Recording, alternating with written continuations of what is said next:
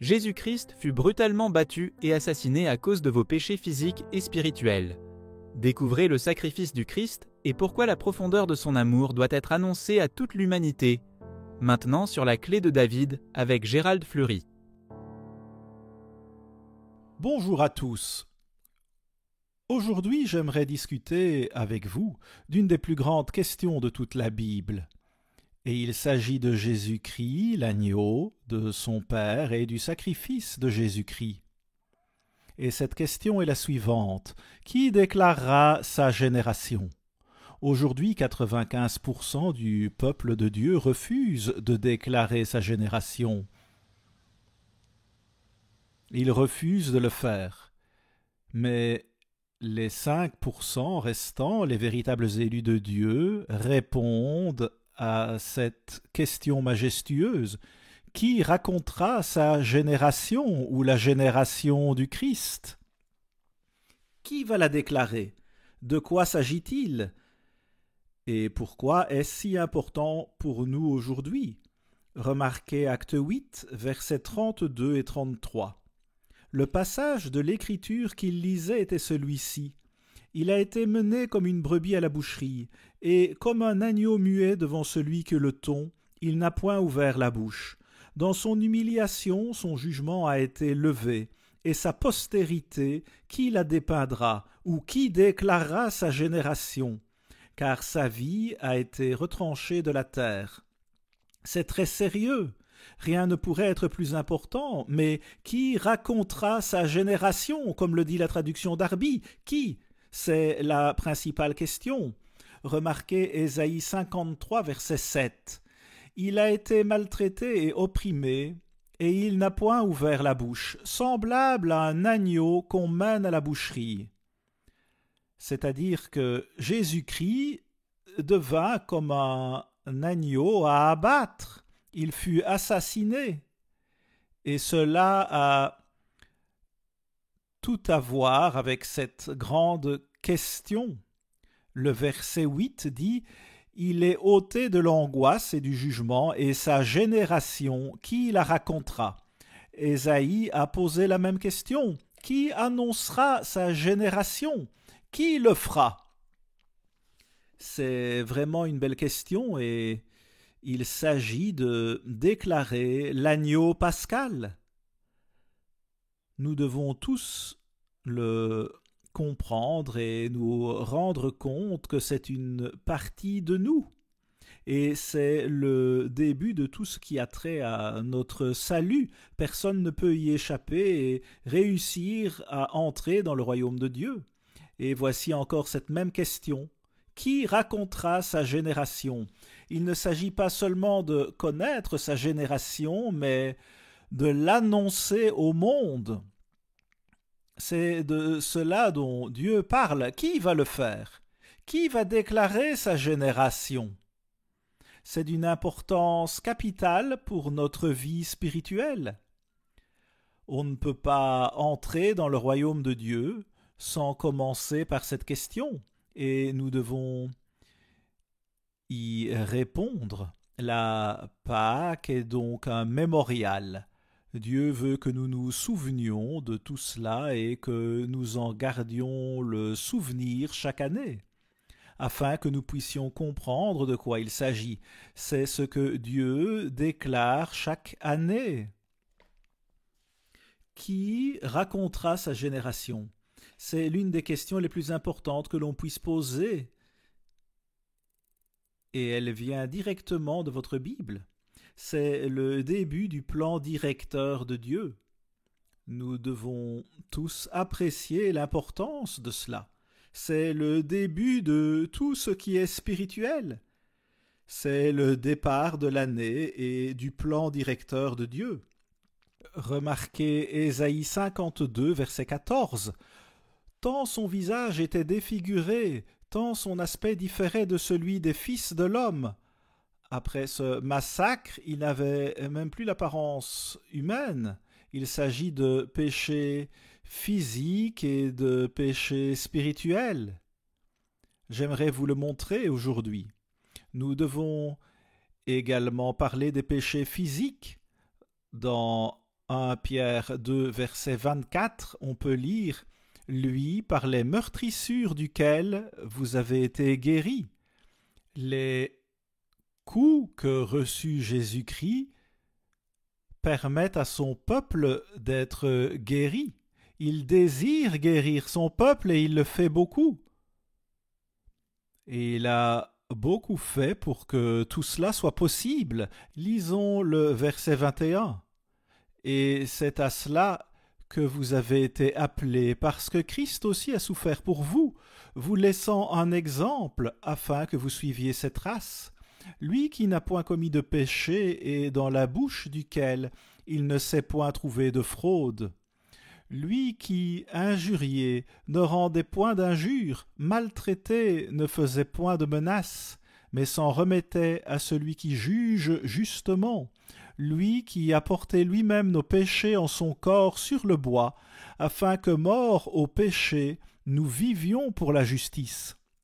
Lui, par les meurtrissures duquel vous avez été guéris. Par ces meurtrissures, vous avez été guéris. Cela eut lieu avant la crucifixion. Sur le poteau ou la croix, le Christ parle donc d'un événement avant la crucifixion.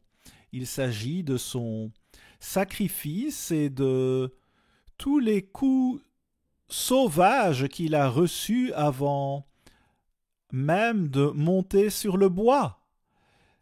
C'est avant cela. Ce sont les meurtrissures dont il parle. Il fut brutalement battu, et Dieu voulait qu'il subisse une cruauté sauvage avant de mourir. Dieu veut que nous soyons réconciliés à lui, mais nous devons également nous rendre compte de la nécessité d'éloigner le péché. Il veut que nous soyons guéris. Alors, toutes ces violences que Christ a subies avant la crucifixion sont ces meurtrissures qui apportent la guérison dans nos vies. Dieu a fait cela et a subi cette sauvagerie pour que nous puissions être guéris. Nous sommes des êtres physiques. Nous avons besoin d'être guéris et Dieu l'a rendu possible. Le péché est très abominable au point d'avoir coûté la vie à notre Créateur. Il doit y avoir un sacrifice pour purger nos péchés physiques ainsi que spirituels. C'est de cela qu'il s'agit. Par ces meurtrissures, vous avez été guéris. C'est quelque chose qui arrive aujourd'hui, la guérison. Dieu veut nous guérir. Nous sommes physiques et parfois il peut surgir une maladie ou des problèmes de santé qui peuvent détruire complètement la vie. Mais Dieu dit qu'il y a une solution à cela si nous croyons ce qu'il dit. Par ces meurtrissures, vous êtes guéris. Il a fait quelque chose pour que nous puissions être guéris physiquement ainsi que spirituellement. Donc, si nous pouvons saisir ce que cela signifie, eh bien cela signifie vraiment beaucoup. Dans la cérémonie de la Pâque, il y a une alliance de guérison et l'apôtre Paul parle de levain et des pains sans levain. Ce pain que l'on prend lors de la Pâque biblique est un symbole du corps brisé de Dieu.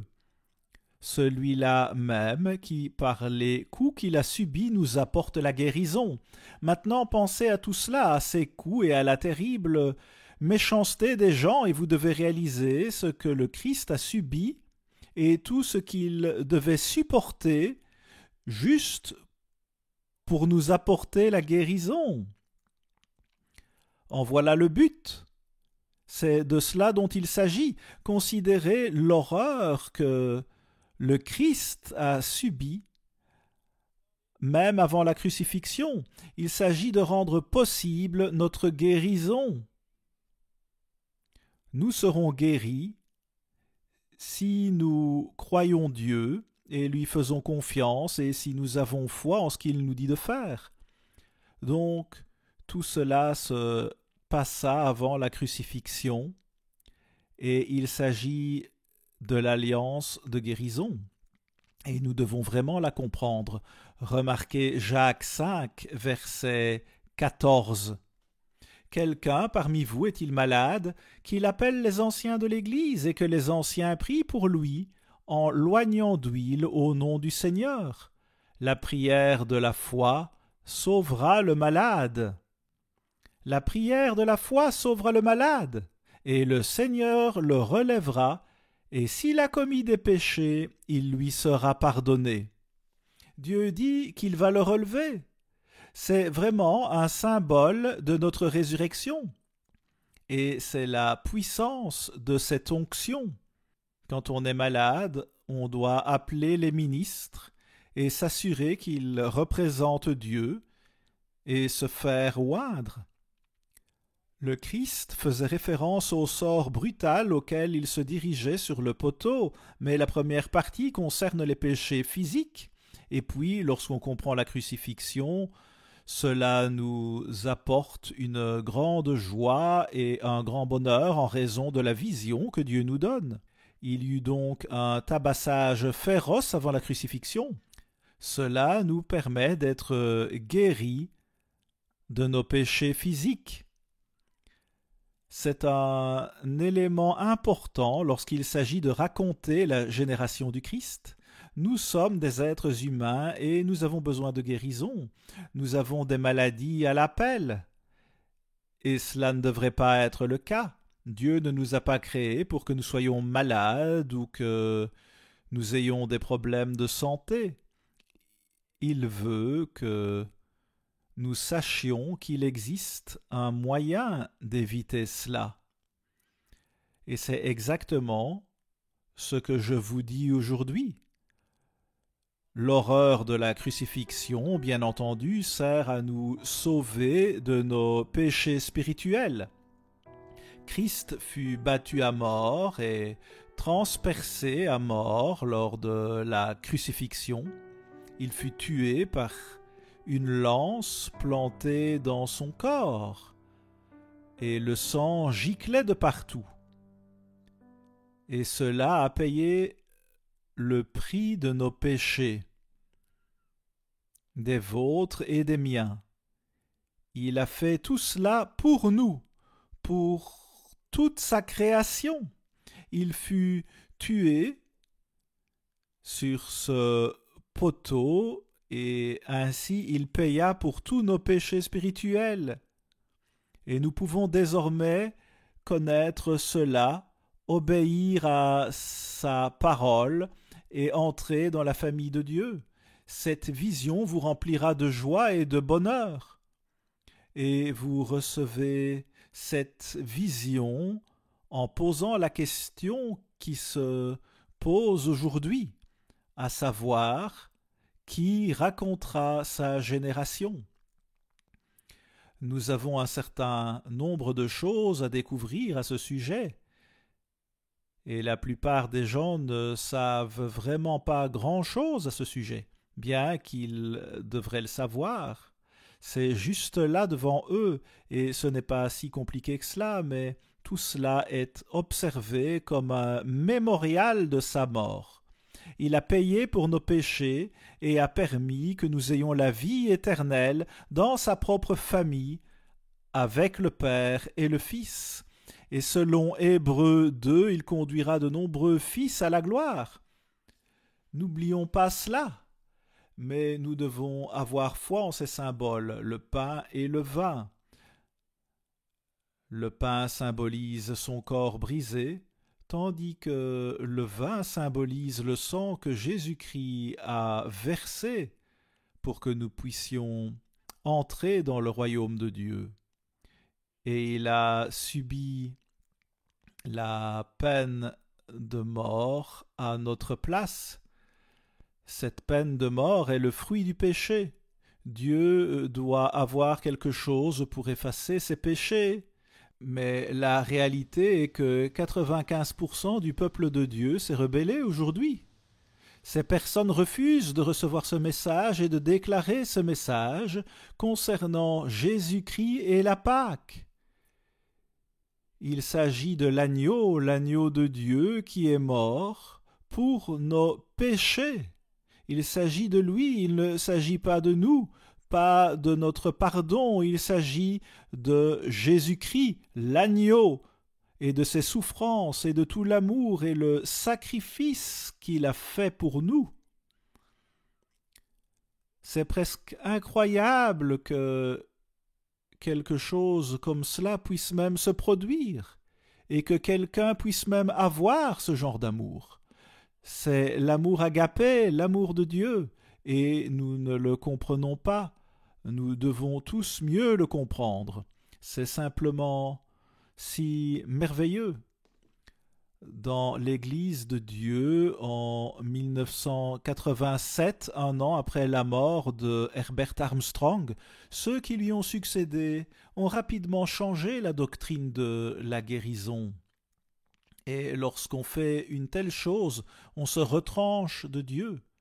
C'est ce que cela signifie. Ils se sont détournés de l'alliance de guérison. Dieu veut nous guérir. Alors pourquoi lutter contre cela? C'est quand même ce qu'ils ont fait, c'est la nature humaine. Selon Jérémie 17, verset 9, le cœur est trompeur par-dessus tout et désespérément méchant.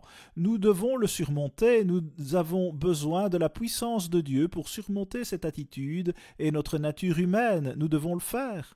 Alors, nous avons des gens dans cette petite église qui racontent la génération de Jésus-Christ et ce qu'il a fait pour nous, et aussi ce qu'a fait le Père, qui a souffert encore plus, si vous comprenez la situation dans son ensemble. La Pâque est le début du plan directeur de Dieu.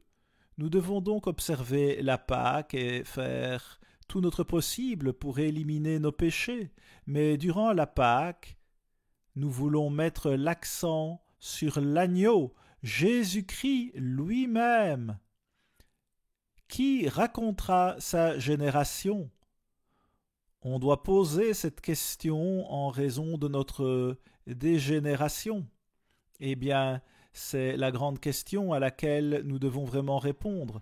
Si le Créateur de l'univers était prêt à faire un tel sacrifice et nous donner toute cette merveilleuse vérité et compréhension, alors qui racontera sa génération?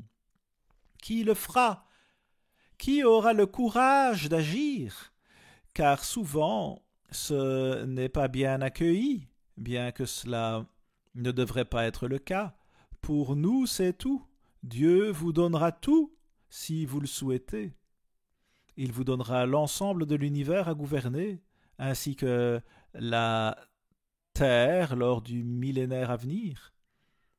Comment lutter contre le péché et le vaincre si l'on ne comprend pas le prix écrasant que cela a réclamé? Vos péchés ont tué Jésus-Christ, les vôtres, les miens, les péchés de tous. Nous sommes coupables d'avoir tué Jésus-Christ. C'est ce qu'ont fait nos péchés. C'est de cela qu'il s'agit avec la crucifixion. Le Christ fut matraqué et versa son sang alors qu'il était sur le poteau. Je vais donc résumer Exode 12, versets 3 à 5. Tout ce que faisait la nation symbolisait la prophétie selon laquelle l'agneau de Dieu descendrait du ciel afin d'être sacrifié pour toute l'humanité. À cette époque, il y avait des centaines de milliers d'agneaux qui furent sacrifiés, ce qui symbolisait le jour où Jésus-Christ serait sacrifié. Et il n'y a pas de nation dans l'histoire qui a fait une chose pareille. Et ce n'est pas aboli, cela fait allusion à Jésus-Christ et cela déclare sa première venue, où il sacrifia sa vie pour nos péchés. C'est ce que nous devons raconter à propos de sa génération. Un jour, le monde entier observera la Pâque. Il est impossible d'entrer dans le royaume de Dieu si l'on n'observe pas la Pâque, qui est le début du grand plan directeur de Dieu. Et vous pouvez être au cœur de ce plan. Quel merveilleux, merveilleux message! Dans Luc 22, verset 42, on peut lire « Père, si tu voulais éloigner de moi cette coupe, toutefois que ma volonté ne se fasse pas, mais la tienne. » Le Christ ne voulait pas vivre tout cela, c'était si douloureux, alors il ne voulait pas le faire. Il a donc demandé à son Père s'il pouvait passer par un autre chemin. Mais ce n'était pas possible, il devait payer pour nos péchés. Et même lui était un peu ébranlé par cette terrible épreuve qu'il vivait. Alors qu'il priait en amont de la crucifixion, sa transpiration était si intense qu'elle est devenue du sang. Ses prières étaient si intenses car il savait la gravité de l'épreuve qui lui était réservée. Pourtant, il l'a fait pour nous et il n'a jamais péché. Quelle vérité incroyable et merveilleuse! Qui racontera sa génération? Qui le fera? Eh bien, dans le psaume 69, verset 20, nous lisons qu'il était accablé. Voyez-vous pourquoi c'était le cas? Il était accablé. Il a subi tout cela afin de permettre à vous, à moi et à tous ceux qui ont vécu d'entrer dans le royaume de Dieu. Et la plupart des gens finiront dans le royaume, mais c'est quand même une lutte. Et lorsque Pilate ordonna la flagellation du Christ, comme nous l'avons dit, il s'agissait du pain qui symbolise le corps brisé du Christ. C'est un symbole de son corps brisé. Mais ensuite, nous passons à la crucifixion, où il subit là la sauvagerie la plus brutale jamais réalisée sur terre. C'était épouvantable. À la semaine prochaine, ici Gérald Fleury. Au revoir les amis. Tous nos ouvrages sont disponibles sans frais et sans engagement de votre part. Demandez La pure vérité sur la guérison, Comment être un vainqueur et Jours fériés païens ou jours saints de Dieu. Lesquels choisir?